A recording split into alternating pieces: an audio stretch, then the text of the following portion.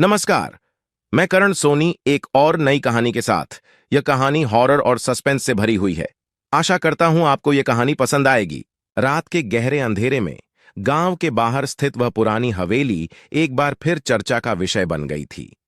हवेली के बारे में कई कहानियां प्रचलित थीं, लेकिन सबसे डरावनी थी एक खोए हुए बच्चे की कहानी।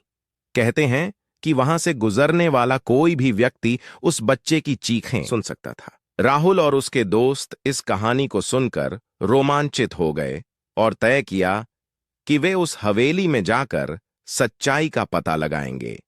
एक रात वे चारों दोस्त टॉर्च और कैमरा लेकर हवेली की ओर चल पड़े। हवेली की ओर जाते समय उनके दिलों की धड़कनें तेज हो गईं। जैसे ही वे अंदर पहुंचे, हवेली का सूनापन और ठंडक उन्हें चुभने लगी। अचानक एक जोरदार आवाज ने उनकी हिम्मत तोड़ दी। वे चारों दहशत में इधर उधर देखने लगे। राहुल ने हिम्मत दिखाते हुए कहा, शायद हवा का झोंका था। चलो आगे बढ़ते हैं। वे धीरे धीरे एक कमरे की ओर बढ़े, जहां फर्श पर धूल ही धूल थी और दीवारों पर मकड़ी के जाले लटक रहे थे। जैसे ही उन्होंने कमरे का दरवाजा खोला, उनकी टॉर्च की रोशनी एक अजीब सी परछाई पर पड़ी। सभी की चीख निकल गई। परछाई गायब हो गई। अब उन्हें लगा कि शायद यह उनकी कल्पना का हिस्सा था। लेकिन तभी एक धीमी लेकिन स्पष्ट रोने की आवाज आई। राहुल ने धीरे से कहा, क्या तुमने भी सुनी? सभी ने सिर हिलाकर हामी भरी। वे आवाज की दिशा में बढ़ने लगे। जैसे जैसे वे करीब पहुंचते गए, आवाज तेज होती गई।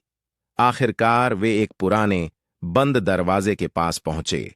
दरवाजा खोलते ही उन्होंने देखा कि अंदर एक पुरानी झूला झूल रहा था, लेकिन कोई बच्चा नहीं था। अचानक झूला खुद ब खुद रुक गया और कमरे में एक ठंडक फैल गई। राहुल ने कैमरा चालू किया और पूछने लगा, कौन हो तुम? एक झटके में कैमरा बंद हो गया और पूरा कमरा अंधेरे में डूब गया। चीख पुकार मच गई। जैसे तैसे उन्होंने दरवाजा खोलकर बाहर भागने की कोशिश की, लेकिन दरवाजा जाम हो गया था।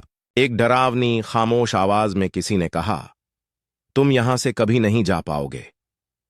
यह सुनकर सभी के चेहरे सफेद पड़ गए। किसी तरह दरवाजा खुला और वे बाहर भागे।